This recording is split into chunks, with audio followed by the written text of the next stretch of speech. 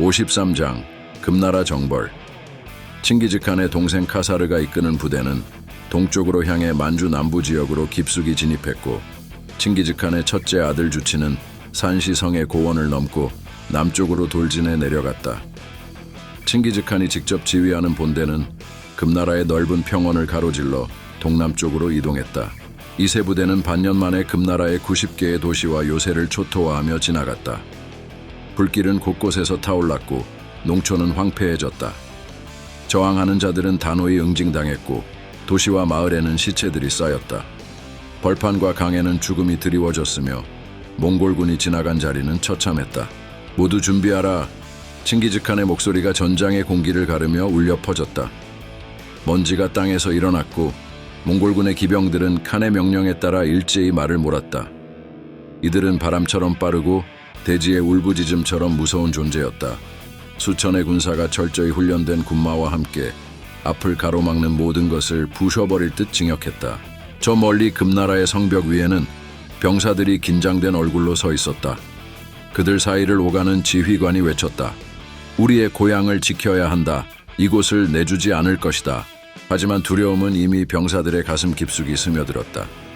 칭기즈칸이 이끄는 몽골군은 단순한 적이 아니라 자연 그 자체처럼 멈출 수 없는 힘으로 여겨졌다.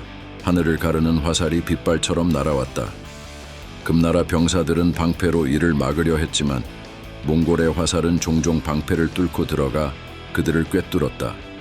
몽골군은 방패로 화살을 막으며 돌진했다. 말 발굽 소리가 대지를 흔들고 기병들이 성벽에 가까워지자 전투는 더 치열해졌다. 항복하지 않으면 모두 죽을 것이다. 칭기즈칸의 외침은 마치 지축을 흔드는 천둥 같았다. 그의 목소리는 전장의 혼란 속에서도 또렷하게 들렸고 금나라의 병사들은 그 압도적인 기세에 한순간 주춤했다. 그러나 그들은 곧 무너질 수 없는 결의를 다지며 방역에 나섰다. 몽골군의 도끼가 적의 방패를 부수고 창이 방어선을 무너뜨렸다. 말발굽이 대지를 짓밟으며 피투성이의 싸움이 이어졌다. 금나라의 지휘관이 절규했다. 물러서지 마라. 우리의 땅을 지키기 위해 싸워라. 하지만 몽골군은 멈추지 않았다. 그들은 칸의 명령에 따라 질서정연하게 움직였고 병사들은 칸의 이름을 외치며 공격을 멈추지 않았다. 불길이 도시를 집어삼키고 금나라 병사들의 절규가 공기를 갈랐다.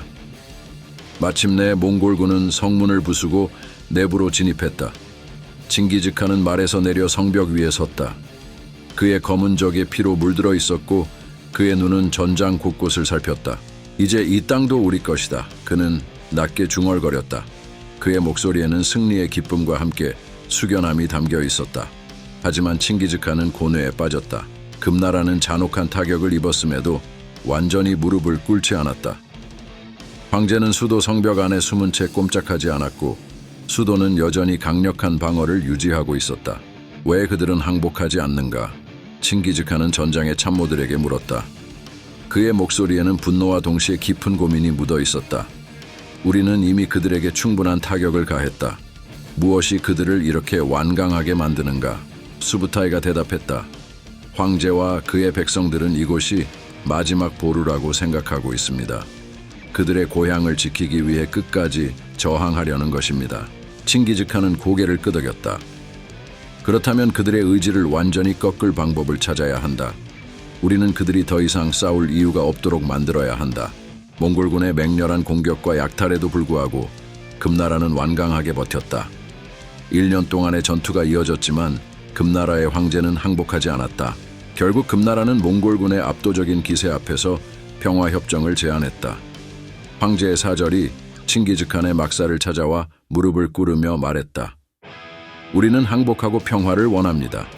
전리품과 곡물을 모두 바칠 것입니다.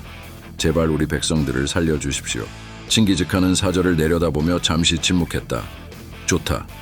너희의 항복을 받아들이겠다. 하지만 2번 다시 우리를 대적하려 해서는 안 된다. 그렇지 않으면 이번엔 자비란 없을 것이다. 그의 목소리는 차갑고 단호했다. 전투는 일단락되었고 칭기즈칸은 금나라로부터 막대한 전리품과 곡물을 약속받았다. 승리를 거둔 칭기즈칸은 일단 만족스러운 결과를 얻은 채 군대를 초원으로 돌렸다. 몽골군의 전투 방식은 그들만의 생존 방식이었다. 적대적인 도시와 마을을 무자비하게 파괴하며 그들의 영향력을 확장했고 자신들의 고유한 방식으로 전장을 지배했다. 칭기즈칸과 그의 몽골군은 초원의 질서를 세상에 새기며 전쟁을 마무리했다. 54장. 몽골의 검은 폭풍. 서리가 내리듯 푸른빛을 띤 초원이 아침의 여명을 맞이하고 있었다. 금나라와의 협정은 허울뿐이었고 북방의 불길은 조용히 타올랐다. 금나라 장수 와나노사는 수도를 카이펑으로 옮기고 방어선을 보강했다. 하지만 그 뒤에 숨겨진 전선은 거란으로 확장되었고 약속을 어긴 금나라는 거란을 공격하기 시작했다. 데카니시여, 우리의 동맹이 도움을 요청하고 있습니다. 칭기즈칸은 무칼리를 바라보았다. 그의 눈빛은 그 어떤 금속보다 단단했고 말 한마디가 전장을 흔들 수 있었다. 신이가 우리를 지탱한다. 거란이 우리를 믿는다면 우리가 응답해야 한다. 무칼리는 고개를 숙였다. 그의 목소리는 낮았지만 강했다. 제가 이끄는 군대는 폭풍처럼 그들을 덮칠 것입니다. 무칼리의 군대는 초원을 가르며 달렸다. 말발굽 아래에서 일어난 먼지는 하늘로 치솟았고 몽골의 깃발은 바람을 가르며 휘날렸다. 와나노사가 이끄는 금나라군은 창과 방패로 견고한 방어선을 구축했지만 그것이 무칼리의 기동성을 막을 수 없었다.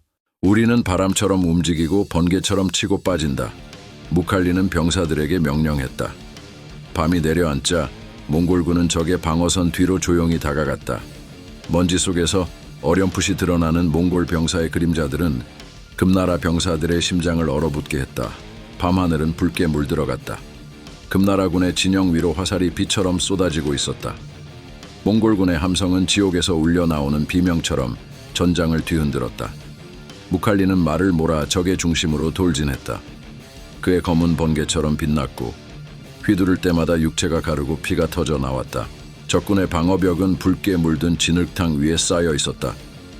방패를 든 병사들의 손은 공포에 떨리고 있었고 그들의 눈은 공허했다. 몽골의 기병대는 쏜살같이 돌진하며 적의 대열을 파괴했다. 피와 진흙이 뒤섞인 땅은 불길이 퍼진 숲처럼 요동쳤다.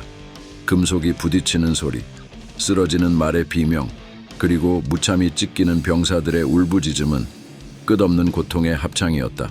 무칼리는 적의 방패벽을 향해 돌진했다. 그의 검은 적의 쇠붙이를 가르고 뒤따라오는 병사들은 찢긴 방패와 살점 사이로 파고들었다. 적의 병사가 울부짖으며 쓰러지자 무칼리는 그 위를 지나쳐 또 다른 적을 향해 검을 휘둘렀다. 피와 쇠로 우리 이름을 새긴다. 무칼리는 외쳤다. 그의 목소리는 지옥문에서 울려 퍼지는 것 같았다. 그의 검이 한 병사의 목을 베자 피가 분수처럼 뿜어져 나왔다. 그의 발 아래에서는 적의 절규와 함께 진흙이 끓어오르는 것처럼 보였다. 전장은 이미 살아있는 자와 죽은 자를 구별하기 어려운 혼돈이었다. 몽골의 기병들이 지나간 곳마다 팔다리가 절단된 병사들이 비명을 지르며 땅을 기었다. 그들의 상처에서는 피와 함께 뼈의 하얀 빛이 드러났고 그들은 마치 꺼져가는 불꽃처럼 마지막 숨을 토해내며 손을 허우적거렸다. 불에 타는 마차와 쓰러진 말들, 그리고 그것에 깔린 병사들은 고통 속에서 울부짖었다. 불타는 천막은 전장의 어둠을 붉게 물들이고 그 사이에서 번쩍이는 칼날은 지옥의 낫처럼 적의 목숨을 거두었다. 와나노사의 병사들은 무칼리의 군세 앞에서 흩어졌다. 그들은 달아났지만 몽골의 화살은 그들을 끝없이 추격했다. 말발굽에 짓밟히며 사라지는 병사들의 뼈는 가루가 되어 바람에 흩날렸다. 무칼리는 적군의 잔여 부대가 모여있는 마지막 방어선을 향해 검을 들었다. 그곳에는 아직 싸움을 포기하지 않은 금나라의 장수들이 남아있었다. 그는 병사들에게 외쳤다. 우리는 자비를 모른다. 이곳은 그들의 지옥이 될 것이다. 몽골 병사들은 적을 에워싸고 마구잡이로 창과 칼을 휘둘렀다. 방패를 든 병사들이 쓰러질 때마다 그 뒤에 있던 병사들이 땅에 무릎을 꿇었다. 그들은 목숨을 구걸했지만 무칼리는 단호했다. 그는 땅에 머리를 조아린 적을 찌르며 말했다. 우리의 신의를 배신한 자들에게는 오직 죽음뿐이다. 마지막까지 저항하던 금나라 장수는 무칼리 앞에 무릎을 꿇었다. 그는 붉게 물든 손으로 자신의 창을 부여잡고 있었다. 무칼리는 그의 눈을 바라보며 한숨처럼 말했다. 너희의 황제는 너희를 버렸다. 무칼리의 검이 내려치는 순간 장수의 목은 떨어져 나갔다. 피가 하늘로 솟구치며 붉은 비를 뿌렸다. 전장은 완전히 조용해졌고 몽골 병사들은 승리의 함성을 터뜨렸다. 그날의 전투는 두려움과 공포로 금나라의 전 병사들에게 새겨졌다. 살아남은 병사들은 자신들이 지옥을 다녀왔다고 속삭였다. 그리고 무칼리의 이름은 전설처럼 퍼져나갔다. 그는 검으로 지옥을 만들고 그곳에서 왕이 되었다. 전투가 끝난 후 무칼리는 말을 타고 전장을 내려다보았다. 그의 병사들은 먼지투성이가 되었지만 승리의 기세는 하늘을 찔렀다. 그는 부하들에게 말했다. 오늘 우리는 신의를 지켰다. 우리의 동맹을 구하고 우리의 이름을 남겼다. 와난호사의 군대는 후퇴했고 거란은 몽골의 도움으로 다시 평화를 찾았다. 하지만 이 승리는 전쟁의 시작일 뿐이었다. 금나라는 더욱 큰 힘으로 복수를 준비하고 있었다. 무칼리는 칭기즈칸에게 돌아가며 말했다. 데칸, 우리는 승리했습니다. 그러나 전쟁은 끝나지 않았습니다. 칭기즈칸은 고개를 끄덕이며 초원을 바라보았다. 그의 눈에는 새로운 전투의 불길이 타오르고 있었다. 우리는 멈추지 않는다. 우리의 신의와 검은 이 대지를 지배할 것이다. 몽골과 금나라의 충돌은 단순한 전투가 아닌 그들 각자의 신념과 의지가 충돌하는 장이었다. 이 전쟁은 역사의 파도를 일으켰고 무칼리와 그의 병사들은 그 파도 속에서 이름을 새겼다. 55장. 몽골의 검은 그림자. 칭기즈칸의 눈빛은 얼음처럼 차가웠다. 그의 목소리는 전장을 꿰뚫는 화살처럼 날카로웠다. 수부타이 그리고 후후초노, 만주는 더 이상 금나라의 것이 아니다. 그들의 배신은 용납될 수 없다. 그 땅을 불태우고 그들의 피로 강을 물들여라. 수부타이는 한쪽 무릎을 꿇고 고개를 깊이 숙였다. 그의 옆에서 후후초노는 날카로운 웃음을 흘리며 검집을 만졌다. 데칸의 명은 우리의 길입니다. 수부타이가 중얼거리듯 말했다. 초노가 고개를 끄덕였다. 우리는 바람과 피가 되어 그들에게 응징의 의미를 알려주겠지. 밤하늘은 구름으로 가려져 어둠이 더 깊었다. 몽골군은 침묵 속에서 만주를 향해 나아갔다. 그들의 말발굽 소리는 대지의 깊은 균열을 내는 듯했고 병사들의 숨소리마저 전장의 냉기를 품고 있었다. 불을 붙이고 그들이 공포로 떨게 하라. 수부타이가 명령했다.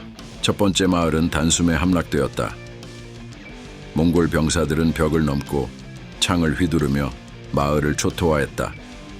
불길은 하늘로 치솟아 거대한 붉은 꽃처럼 만주 대지를 물들였다. 그들의 꿈속까지 우리의 그림자가 스며들게 하자 초노가 말하며 검을 휘둘렀다. 그의 검이 공기를 가르는 소리는 짐승의 비명처럼 섬뜩했다. 구독과 좋아요 꾹!